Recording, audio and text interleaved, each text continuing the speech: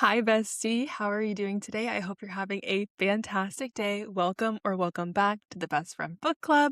I'm Sarah, and I am so happy you made it because today we are starting my favorite series of all time, Throne of Glass by Sarah J. Maas. So, today's going to be a chapter by chapter summary of everything that happens in Throne of Glass, maybe in too much detail, but I'm going to break it down for you. And we are also reading it in the romantic reading order this time. The first time I did it in chronological order with no tandem read. This time I'm going to read Assassin's Blade after Heir of Fire and do the tandem read. So let's get into it. If you are interested in the chapter by chapter summary, a PDF version of it, or the PDF version of the theories page that I make, you can check me out on Patreon and get access to them there. It's going to be patreon.com/bestfriendbookclubpodcast. You get early access to episodes, access to all of the notes that I make for all of the books. So yeah, I did just want to say real quick that these are designed so that you do not have to reread these books before the next ACOTAR book comes out. So there will not be any spoilers for later books in this episode. The theories episode is a different story, but this episode is strictly just going to be chapter by chapter summary of everything that happens. Let's just jump straight in. So we start off, we meet Selena Sardathian, and she is being pulled out of the salt mines in Endovier, where she's been enslaved for a year. She's pulled out by Chaol Westfall, captain of the Royal Guard. And let me just tell you, he's one of my favorite characters. I love him so much. And the same way that throughout the entire ACOTAR series, I was like, Lucian, Lucian, Lucian. I love Chaol. I'm glad we got that out of the way. They're trying to take her through this building and taking her up and downstairs, down different hallways, trying to confuse her, but it's just making her more familiar with her surroundings. She is then taken before the Crown Prince of Adarlan. So when she is brought before this Crown Prince, Selena is forced by Duke Parrington to bow before the prince after she refuses to bow. We then meet Dorian Haviliard, who is the Crown Prince of Adarlan. So Dorian says that forcing someone to bow is pointless. It defeats the whole purpose of them bowing, which, yes, makes so much sense. Chaol then tells Dorian of the time that Selena tried to escape and how she managed to kill her overseer along with 23 sentries and almost make it to the wall before she was knocked out. She wasn't killed, though, because the King of Adarlan, which is Dorian's father, ordered for Selena to be kept alive so that she can feel the torture of Endovier that much longer. While this is all happening, Selena's able to put together that they need something from her. And Dorian says that he has a proposition for her. So Dorian tells her that this competition to be the king's champion is starting soon, and he wants her to be his champion in this competition. So she will earn her freedom if she's the king's champion for 5 years of service. So after 5 years, she will gain her freedom, and she bargains with him for 4 years instead. Selena is then freed of her chains, given a proper bath, proper meal. The wounds on her back are cleaned. Now, the wounds on her back, she has 3 really big gashes in her back from her time in Endovier. And the wounds are cleaned, dressed, and she can't lay on her back in this new bed that she's sleeping in. They are preparing to leave Endovier, and they take Selena back to Rifthold. So this is their journey back to Rifthold, which is the capital of Adarlan, which is where the castle is. Right. So they put her back in her chains, and the chains are then attached to Chaol's horse. I'm literally smiling just saying, Chaol, I need to relax. So she spends some time trying to figure out her plan of escape while on this journey to the castle. She thinks that she can manage to get away. And she's asking Chaol a million questions. We find out that he's 22. He became captain of the Royal Guard at 20, And although he's high-born of some type, we don't know the lore behind it yet, but he does not use the title Lord. They stop for lunch, and they're taking in the forest around them. And we are told that this is Brannon's forest, and there used to be magic here before the King of Adarlan took over. We then find out that Arabin Hamel, who is the king of assassins, found Celaena 10 years ago when she was 8 years old, and he trained her to be an assassin. This is when they stopped for lunch, that conversation was had. They pack up everything and continue on their way. It's 2 weeks of traveling, and they can finally see the glass castle of Rifthold. They decide to camp there for the night and will finish the journey in the morning. So this is when Chaol asks Celaena a little bit about Endovier, and she tells him that the guards were instructed to treat her with extra care. They would rub the salt that she mined into the wounds on her back so they wouldn't close, and that the prisoners from Eelway would take turns cleaning her wounds at night, which will be important later on. So then Celaena has a nightmare about being buried alive in these mass graves that they have in Endovier. And at this point, she thinks she's the only one awake. But then it switches to Dorian's point of view, and he's watching her look over Rifthold. I will get into more of what happens there in the theories episode. So now they get all dolled up, and they're parading through the streets on their way to the castle, and Celaena's sharing a horse with Chaol. I just want to say 2 things. 1, I know some people say his name is Chaol. Don't care. I'm going to call him Chaol. And 2, people love to be like, there's no romance. There's no romance. Liars. Because there is like the tiniest bit of romance sprinkled in there. It's not smut by any means. But there is like these like romantic moments. Okay? I just needed to get that out in the open. We then get to the castle, and Celaena wants to stay in the stone portion of the castle. So there's a stone castle and then a glass castle built directly on top of it. She's shown to her room, and she's looking around for potential weapons, and all of the obvious options like the fire poker, the needles from the sewing kit have been removed from the room, but she's able to make a weapon out of these bone hairpins that she breaks and a thread, and she keeps this under her bed. We then meet Philippa Spindlehead, which is such a like fantasy name. I love it. She's the main servant that will be watching over Celaena. Now we cut over to Dorian, and he's having a conversation with his father, the King of Adarlan, trying to convince him to do away with the competition completely. He's like, we don't need to have this competition. My champion's going to win. And the King of Adarlan tells Dorian that he needs to give him a few grandsons before he sows his wild oats, and he forbids him from courting Celaena. All right. So Dorian talks back to him, challenges everything that he's saying, and the king then slaps him across the face, and then he's dismissed. We go back to Celaena. So Celaena is able to convince Chaol to take her on a tour of the castle.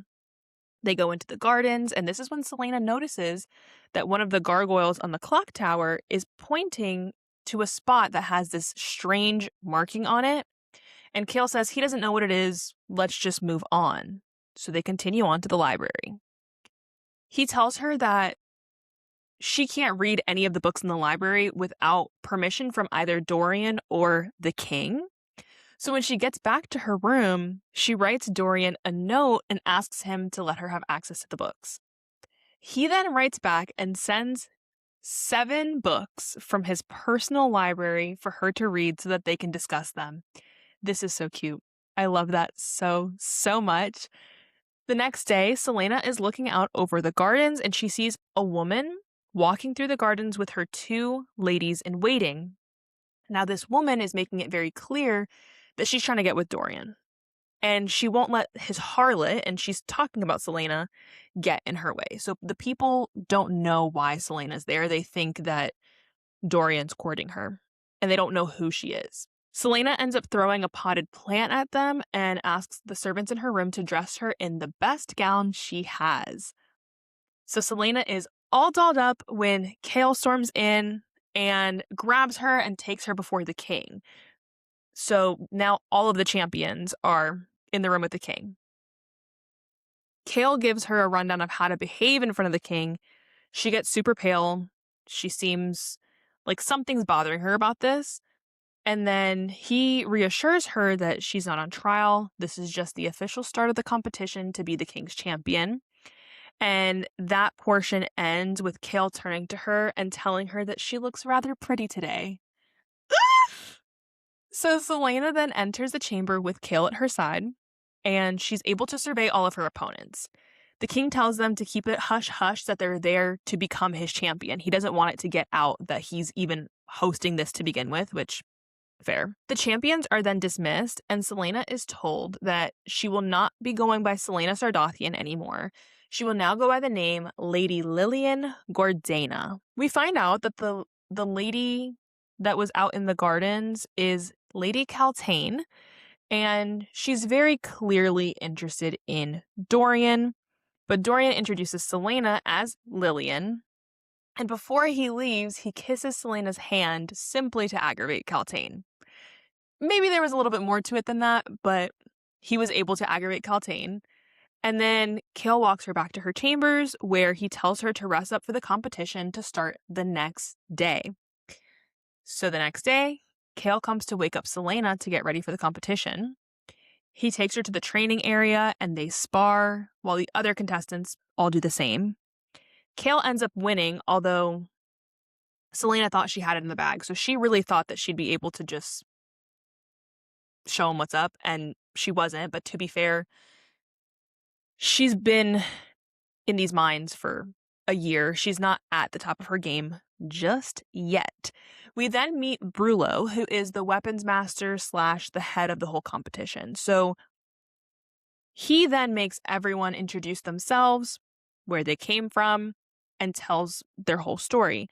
Selena's now upset that she has to introduce herself as a jewel thief, but Kale reminds her it's smart to fly under the radar. It's smart to undersell her abilities because this will help her go further without any questions.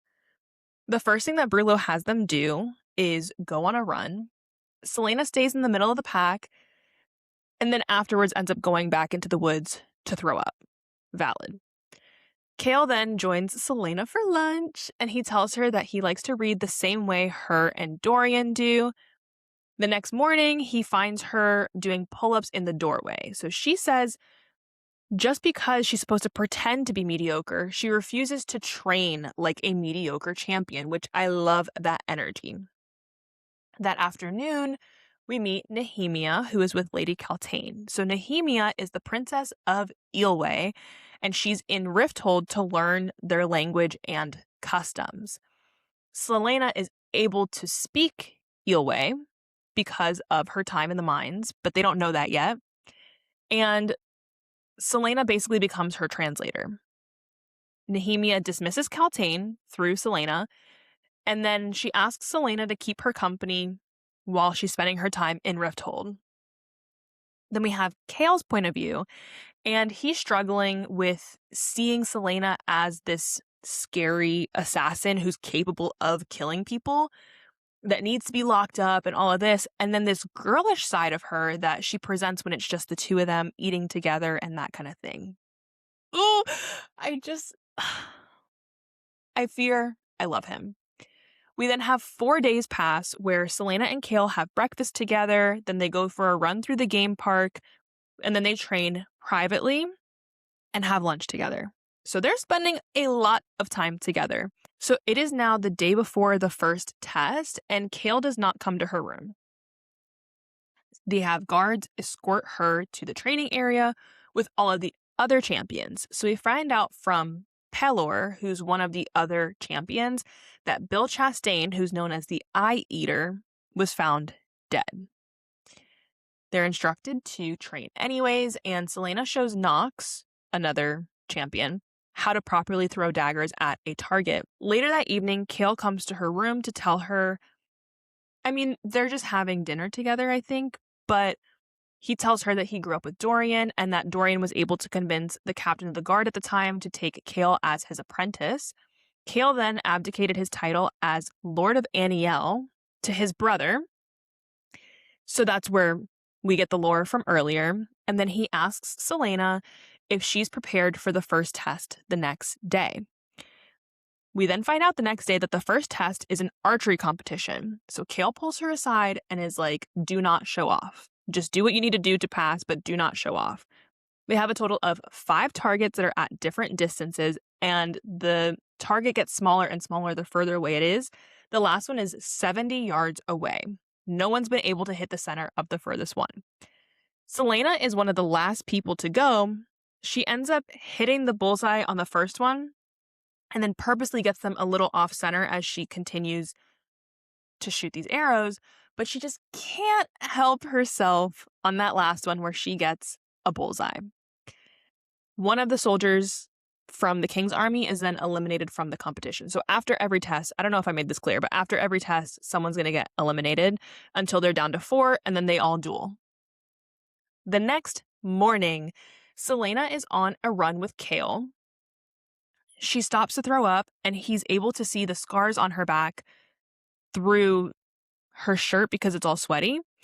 And he asks her what she did to deserve that. And she said, no human ever deserves to be treated that way. She tells him about how she got them the first day of Endovier. She had 21 lashings, and she spent the night wondering if she would bleed out, if she would die.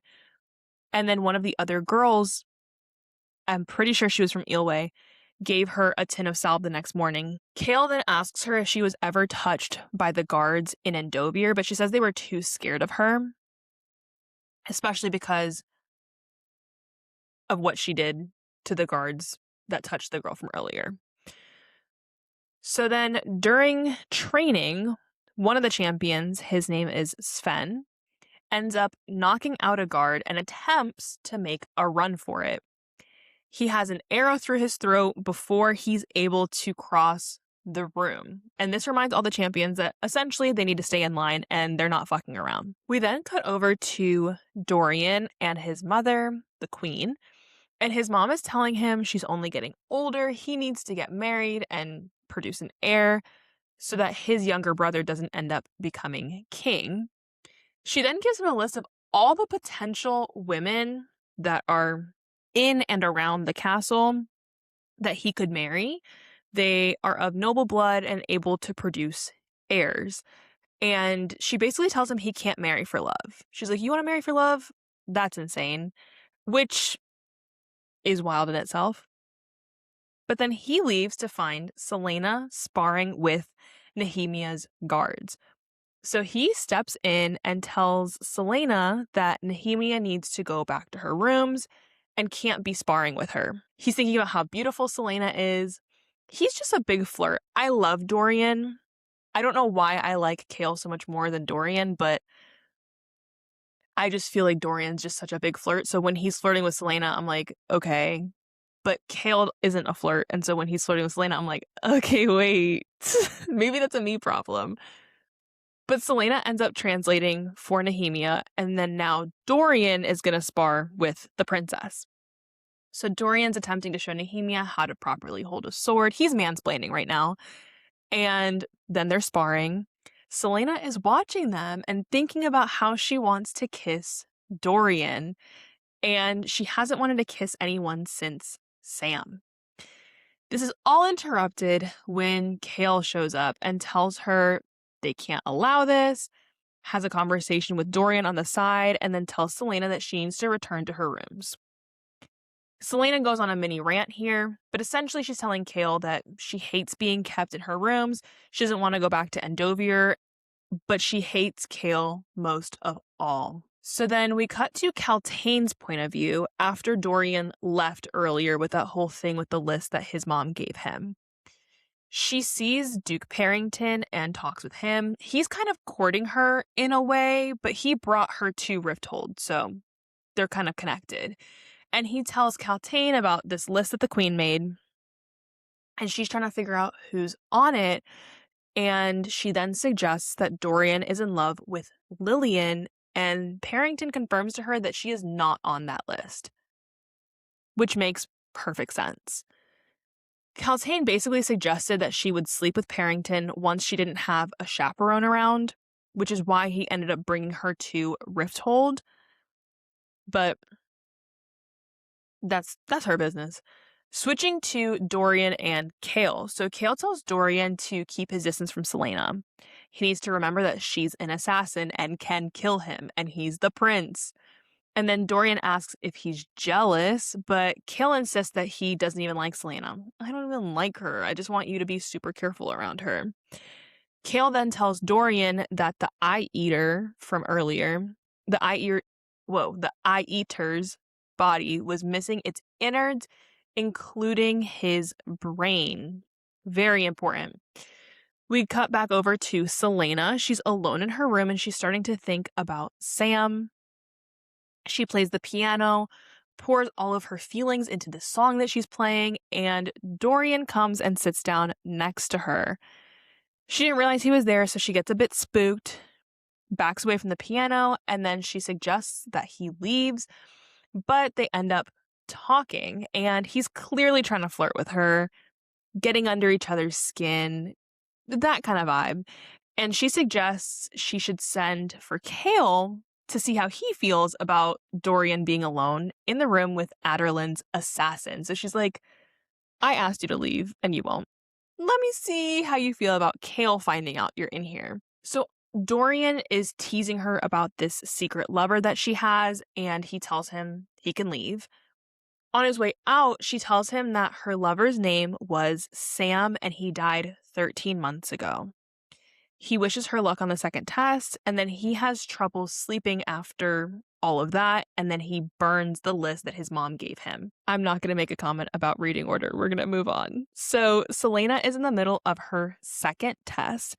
They were tasked with scaling a building to get to this golden flag at the top, and one of the competitors didn't show up. They think he was able to escape.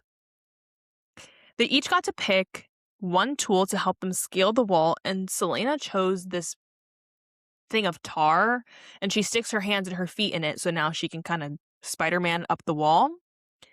As she's going up the wall, she sees that Knox, which is, I guess he's kind of become her friend at this point, but one of the other champions that she's close to, he gets into an argument with Grave, who's one of the champions that's close to Kane, and he pushes Knox over the edge and then tries to cut the rope that Knox is attached to. Selena then steps in, uses a different champion's rope to attach herself to this gargoyle before leaping to save Knox. She's able to save him, and they both scale the wall. They came in last place, but because someone fell earlier in the challenge, Knox wasn't eliminated. Later on, Kale is having a meal with Selena, and she reminds him that she was trained by Arabin Hamel. And she tells him that she was 14 when Arabin told her that he owed her money for all of the training that he paid for.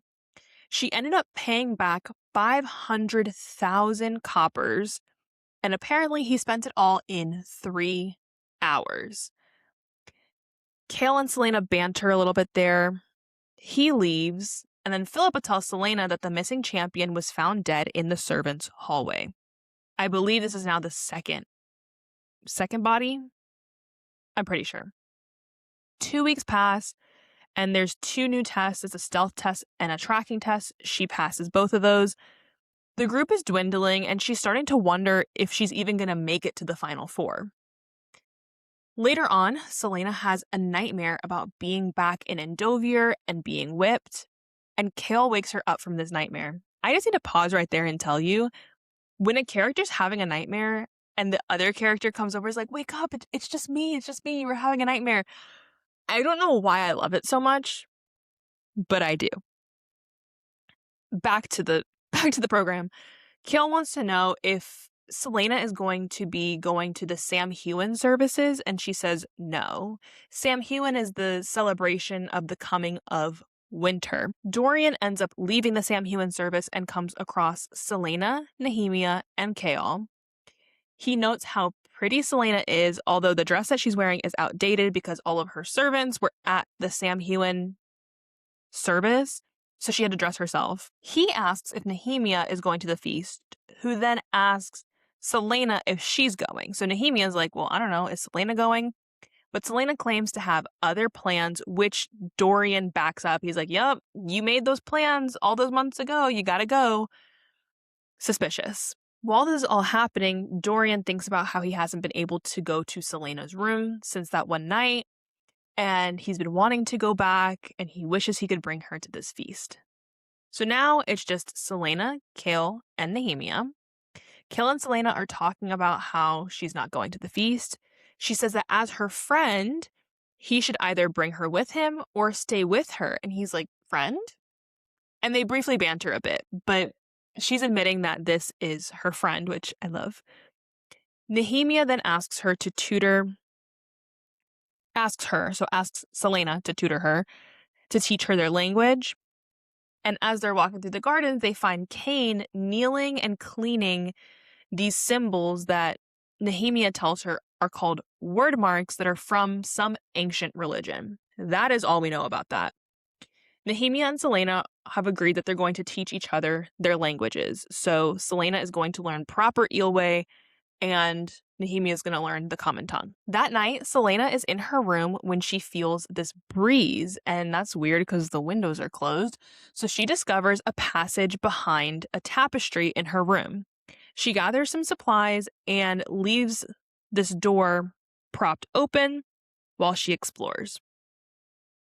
So she comes across 3 what's called portals, but I think it's just 3 archways. The middle one leads to this sewer and has some boats and could be a potential exit later down the line. She contemplates leaving. She even starts to climb, and then she decides against it. She then comes out and goes into the portal on the left, where she can see the grand hall where they're having the Samhuan feast. And she notices that the other champions are in attendance except for Cain. So her and Cain were the only ones not brought to the feast. And she thinks that Chaol will come to her room, so she races back to her room. Dorian ends up coming in at 2 a.m, finds her sleeping, and he just knows that she wouldn't hurt him and feels that she trusts him since she told him about Sam. And just this is all of the thoughts that he's having. So he's admiring her, watching her sleep. And then Chaol comes over from one of the rooms already in there. So Chaol was already in there.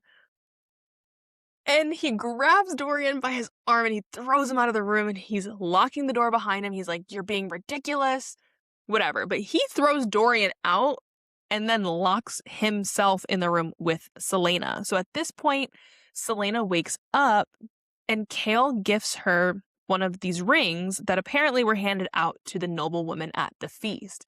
It's a silver ring with an amethyst on top.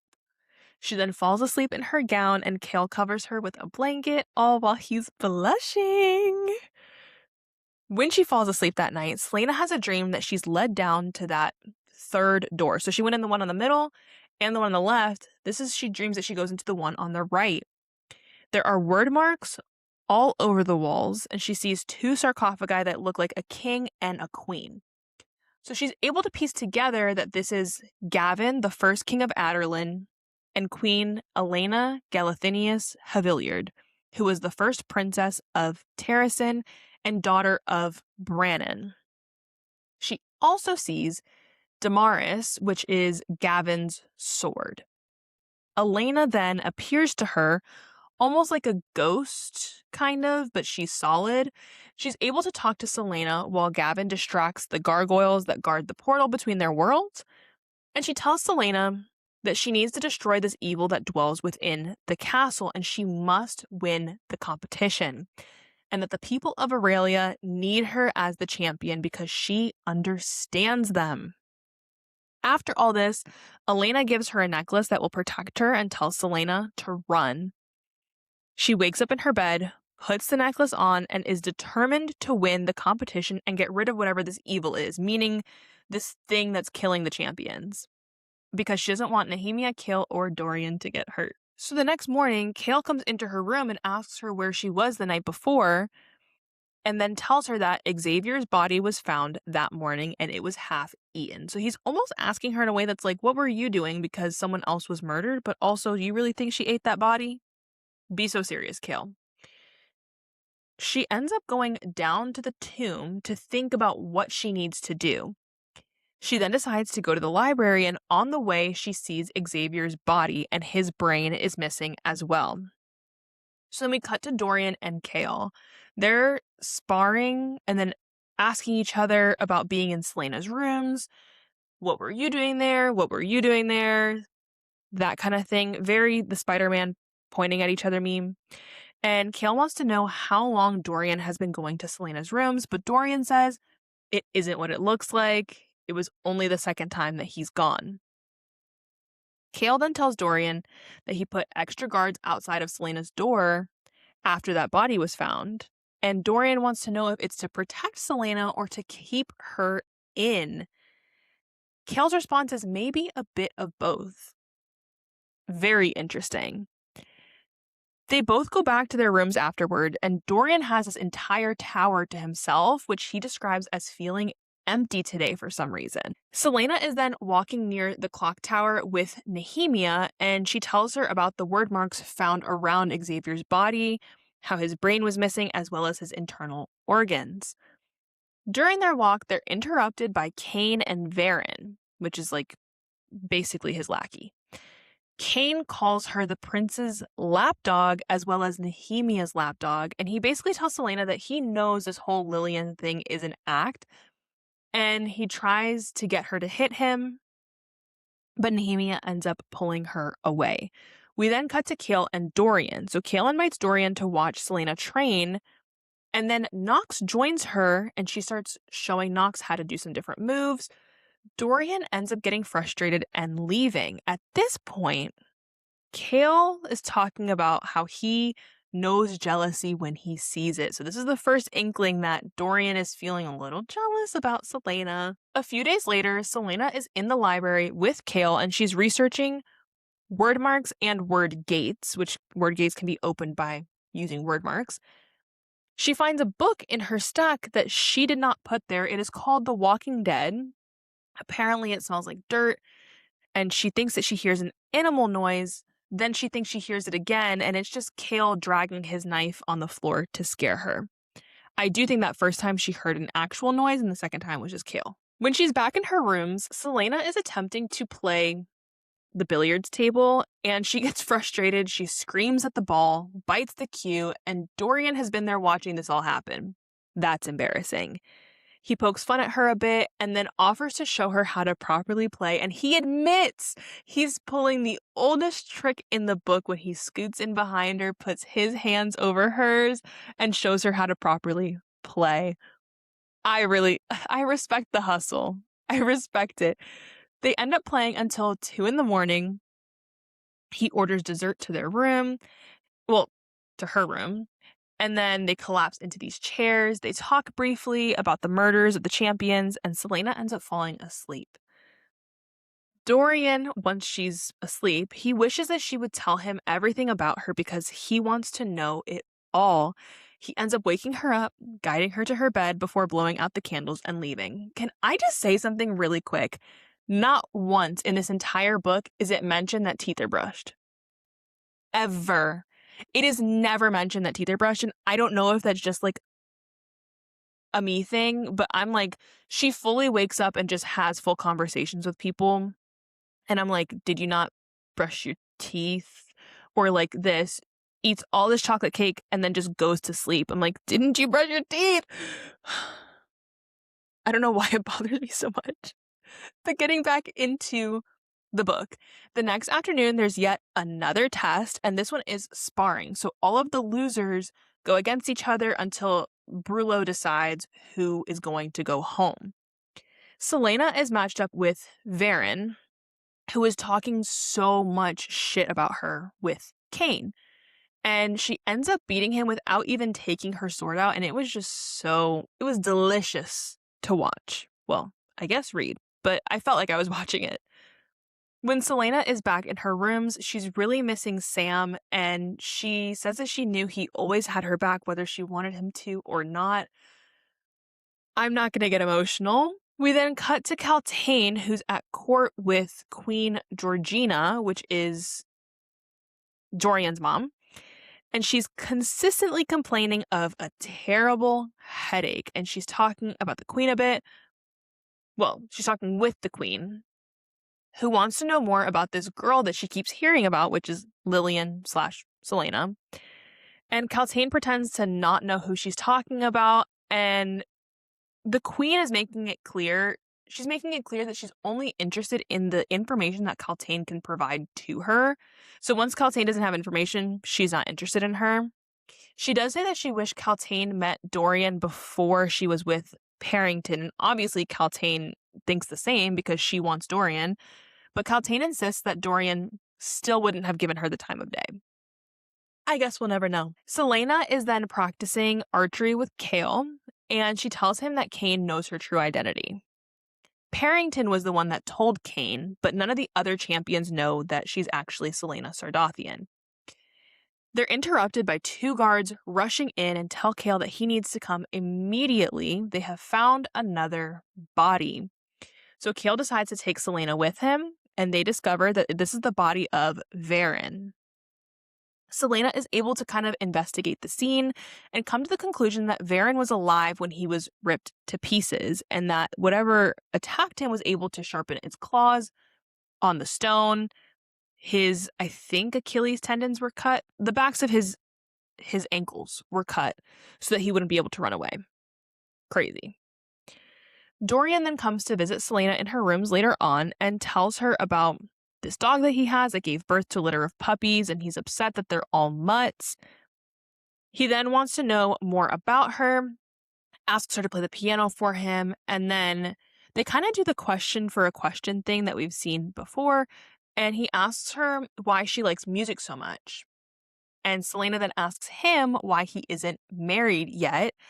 He says that marrying a woman inferior to him in mind and spirit would be the death of his soul. All right, Dorian. She then asks him if he wants to play billiards, and she comes to the realization that she likes Dorian. We then cut over to Cale's point of view, and he's keeping a really close eye on Parrington, especially because he had no reaction to finding out about Varen's death. He then notices that a shadow passes across the Duke's face every now and then. His pupils expand to cover the entirety of his eyes, and then after all this happens, he heads back to his rooms. That night, Queen Elena comes to visit Selena again, and she tells her that she needs to win the competition and gives her advice to look to her right and she will find the answers there.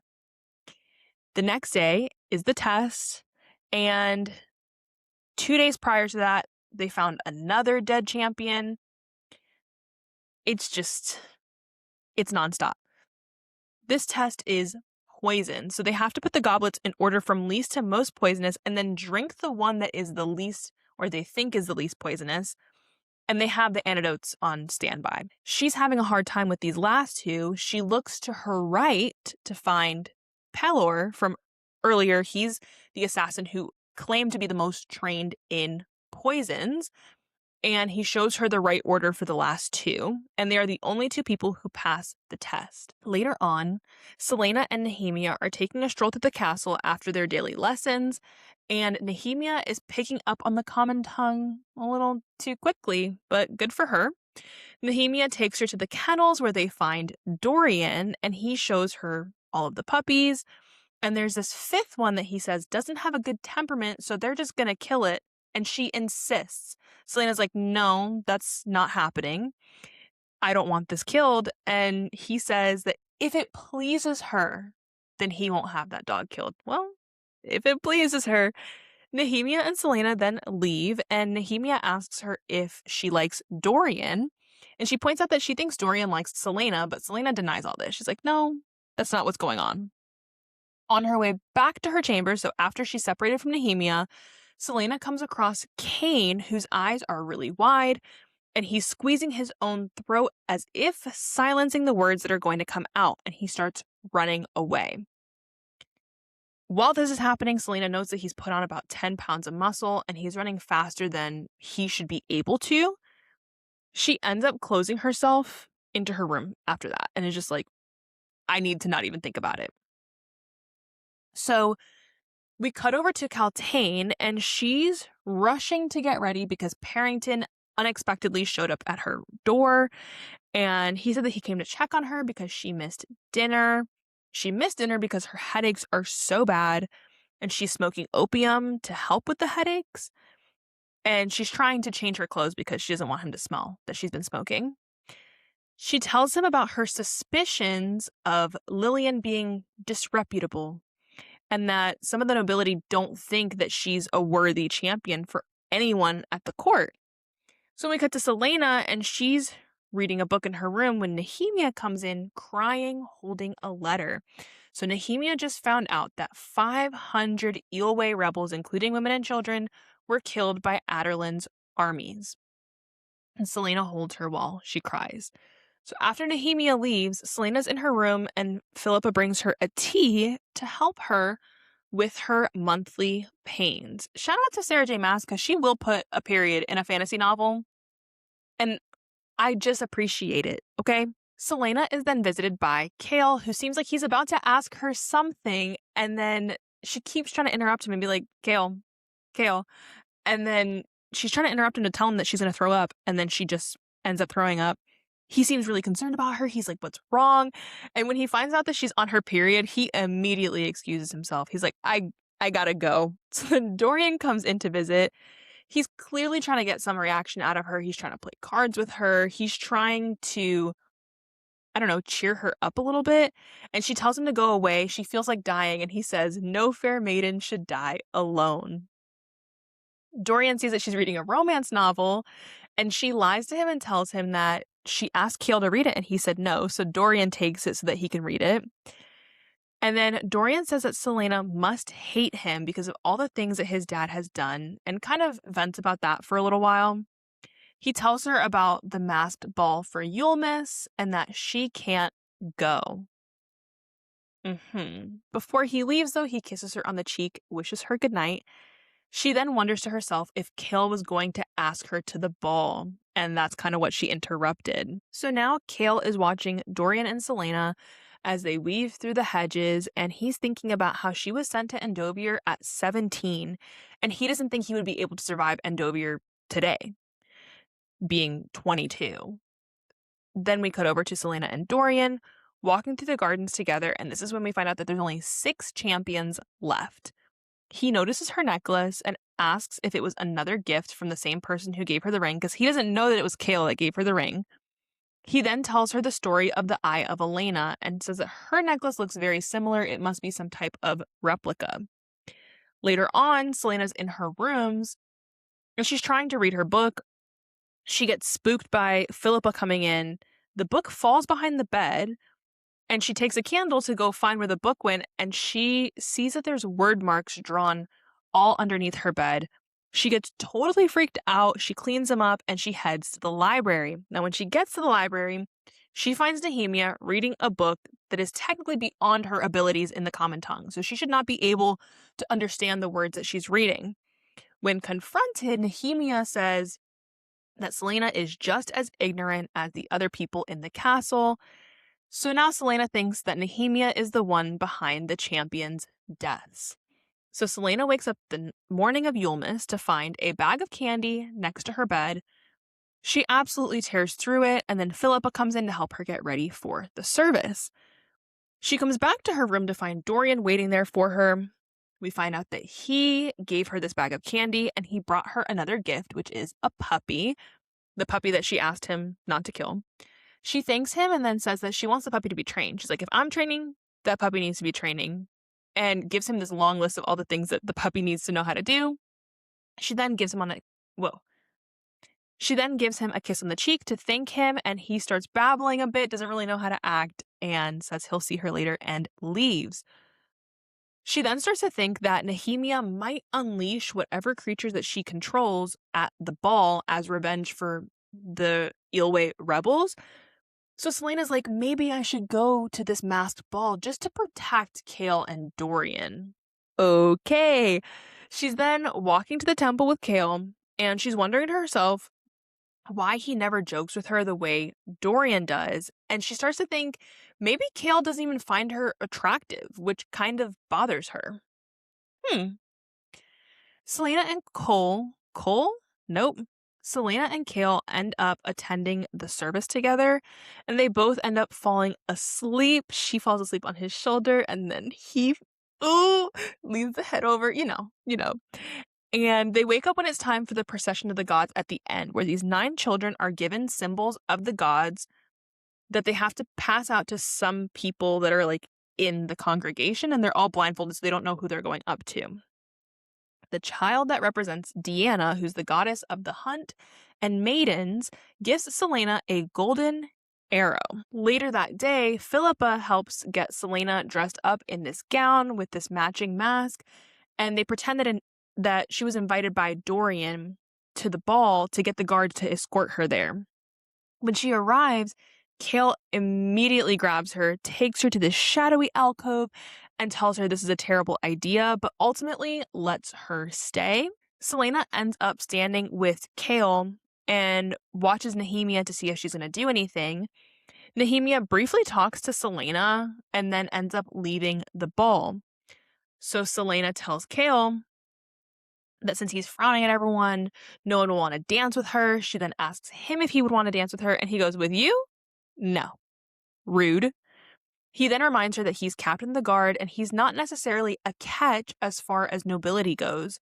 She holds his hand and tells him that he's very handsome. And when Dorian comes over, he immediately drops her hand.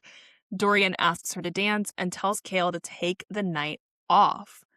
So we have Dorian's point of view during this dance, and he's thinking about how he wants to kiss her. And they talk briefly about the dog that he got her as a gift.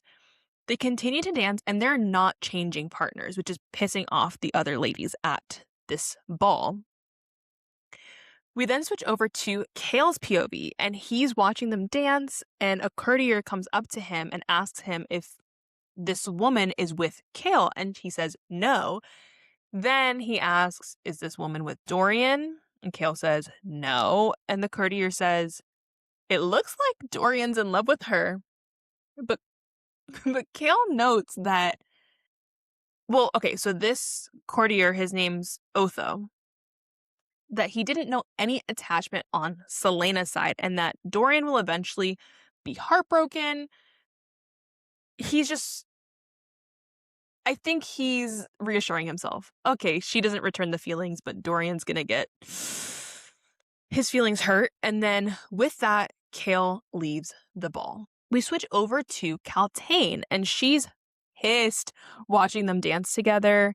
Harrington's kind of stroking her arm, and she's just trying to run through all the reasons in her head that she could give him as to why she will not be sleeping with him tonight.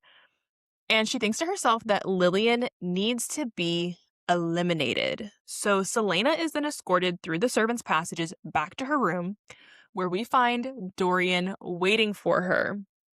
He goes into her rooms with her, tells her that he isn't interested in other women, and he kisses her. I forgot that this happened simply because people are like, there's no romance, there's no romance. Yes, there is. Don't give me that.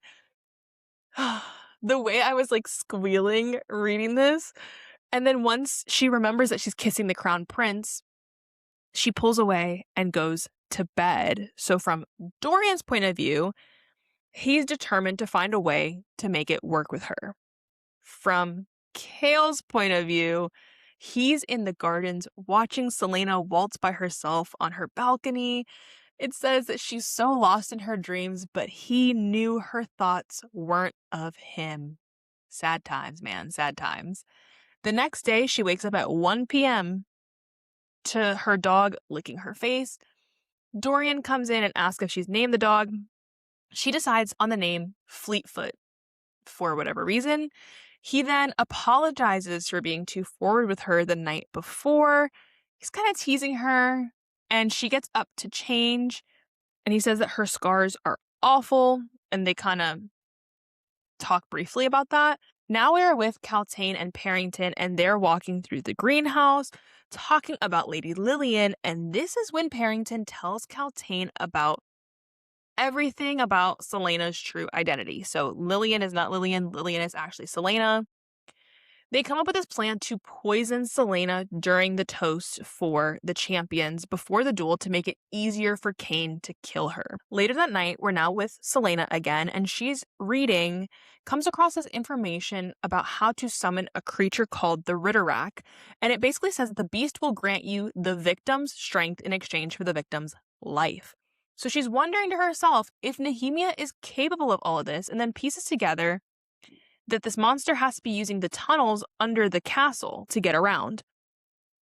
The beast usually strikes 2 days before a test. So 1 or 2 days before a test. So she's like, it's either going to be today or tomorrow that they can expect an attack. So she decides to go into the tunnels through the door behind her tapestry. She goes down to the archway. She sees some footprints in the dust, follows them to find Cain chanting in some foreign language. She sees Cain summon the Ritterak. He notices her there and ends up closing her in the room with this monster. When it charges at her, she jumps over it and it breaks the door.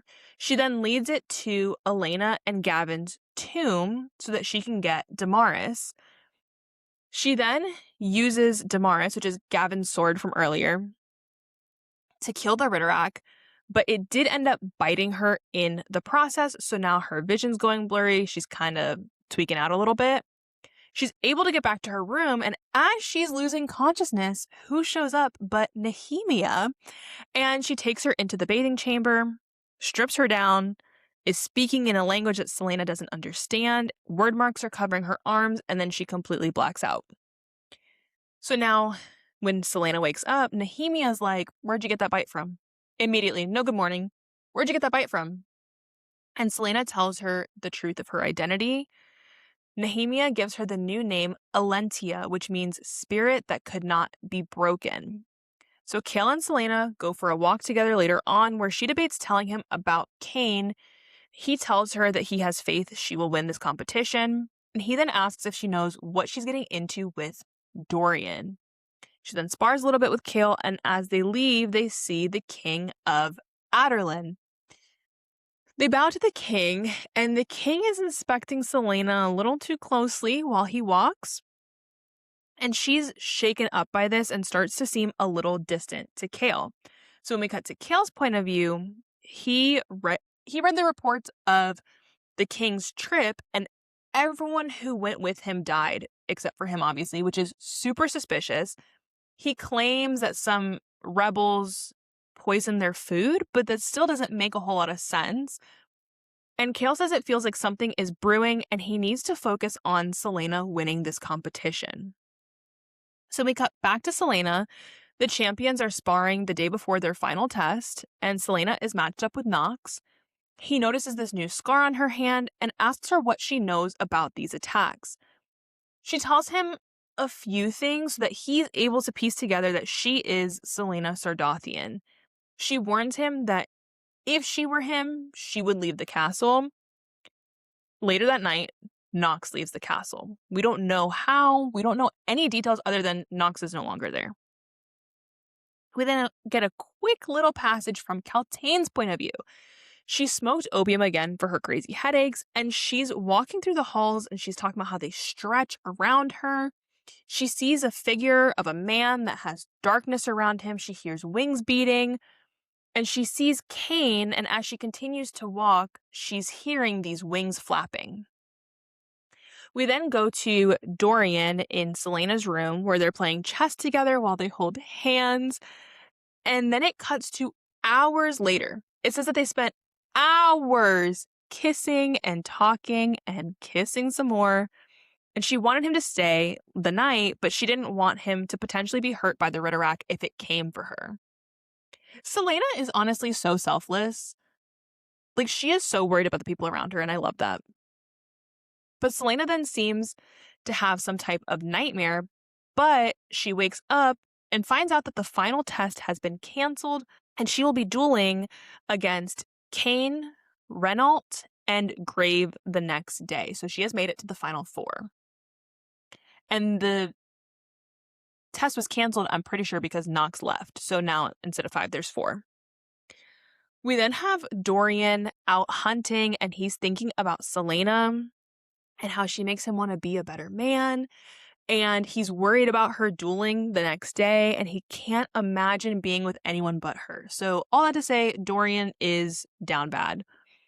Go back to Selena. She's alone in her room. She's thinking about having to duel with Kane, and she's also thinking about the people that she's met and how she doesn't want to leave like she thought she would.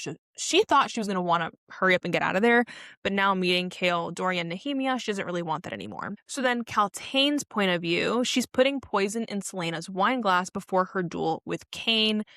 Parrington comes over and he kind of covers the view as she poisons the wine. It's now time for the first round of the duel. Kane goes against Renault, and Selena is supposed to go against Grave.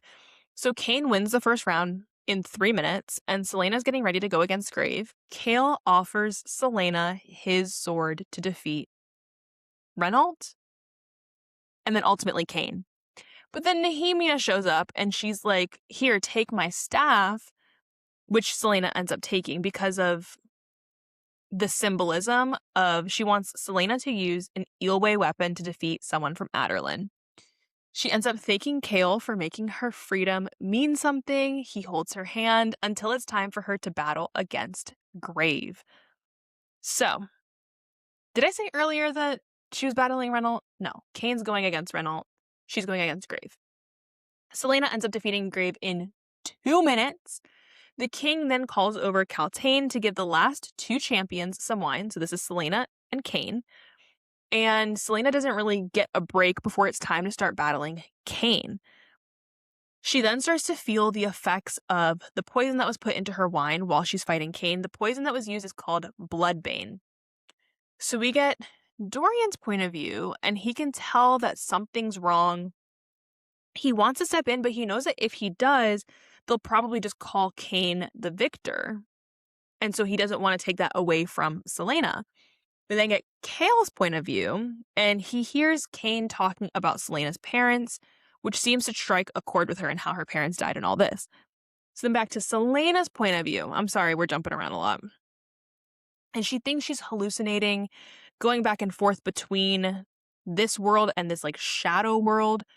And Kale comes over to her, guys. This almost took me out. So Kale comes over to her and tells her to get up. And he reaches his hand. There's like this white chalk circle that they have to stay in.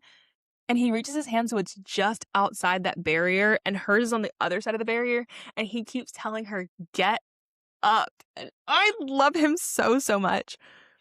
She continues to think that she's hallucinating. She ends up seeing an army of the dead when Kane rips the eye of Elena off of her. So now back to Dorian. He's watching as Selena is basically fighting with the air. She's tweaking out. She can see things that no one else can see. And he wants to stop this, but knows that he would jeopardize Selena winning. So we go back to Selena's point of view again, and she's kind of accepting that she's going to die soon until Queen Elena comes and saves the day. So Elena is able to pull the poison from Selena's body, tells her to stand and fight Kane. So she can pull the poison, but not the pain. So she's in a lot of pain because Kane's been beating her ass. But she's still able to get up, wound Kane enough to kind of get him on his back, and then in a spot that she would be able to kill him. So she wins the match. She's declared the victor. Dorian finally snaps out of whatever he had going on. He calls for a healer. And it's noted that she had some mark on her forehead during the duel that has since disappeared. While this is all happening, the king nods at Kane. Now, Dorian did not see this happen, but the king nods at Kane, who takes out a knife and tries to stab Selena in the back, but Kane is then killed by Kale. Kale is not having that, not on this day.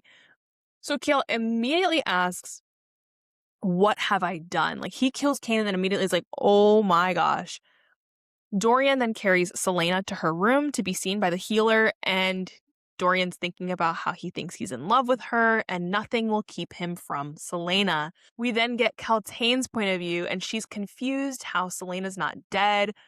She has this blinding headache. She then goes over to Parrington and asks him why the poison didn't work. And so then he starts talking loud enough for everyone around to hear. He's like, "Poison? What was that?"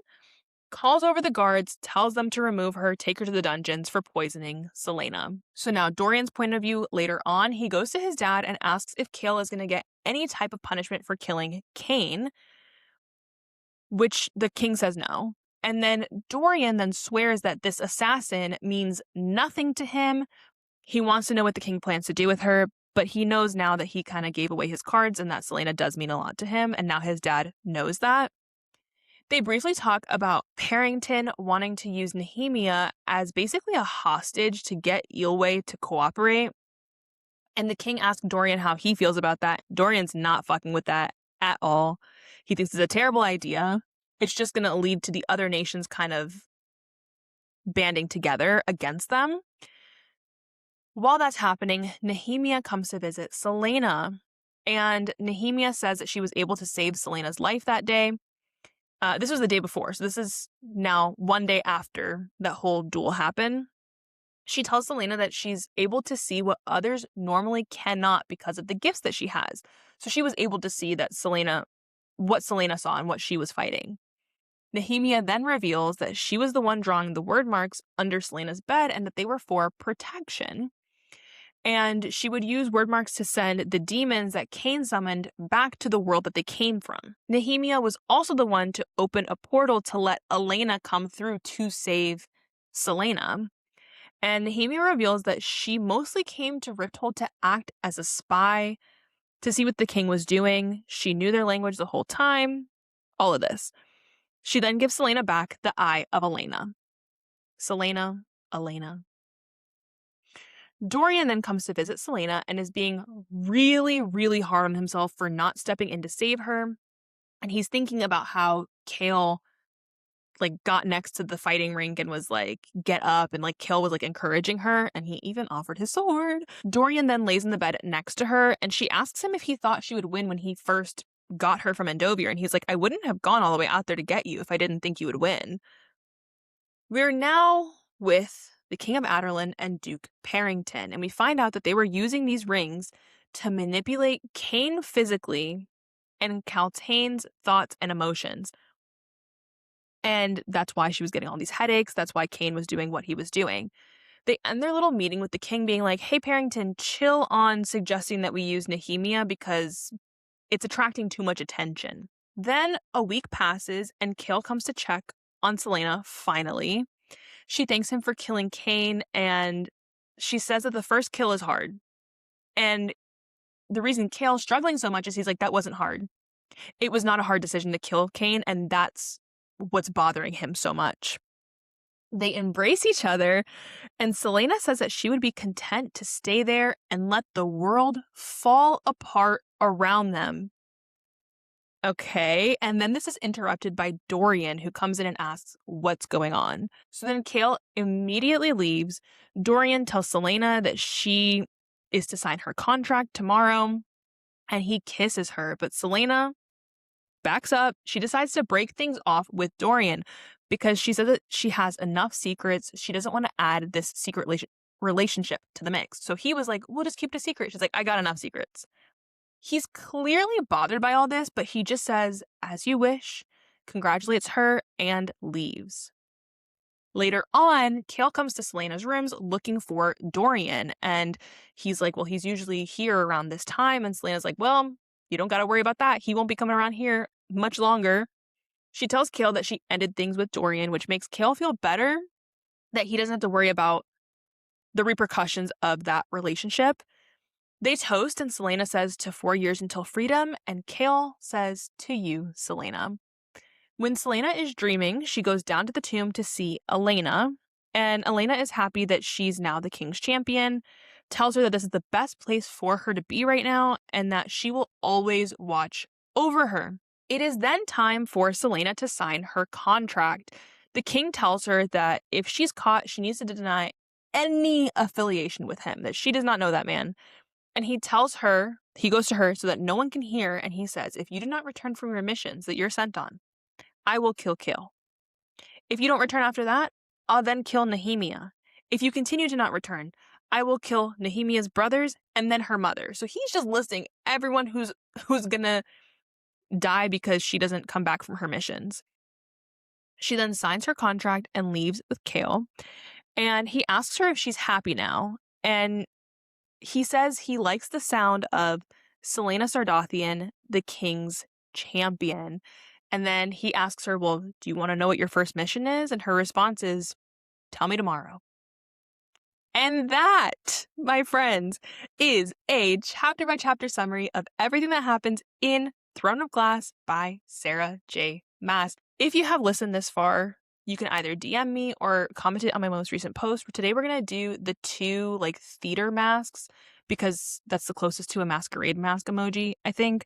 But it's the blue and the orange mask emojis. You can send it to me, DM. You can comment it on the most recent post.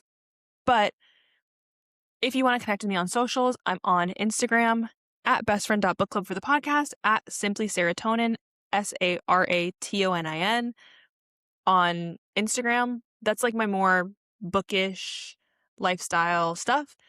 And then on YouTube is going to be at Best Friend Book Club. Patreon, it's patreon.com/bestfriendbookclubpodcast. And then TikTok at bestfriend.bookclub. So yeah, thank you so much for watching, and I will see you guys next time. Bye!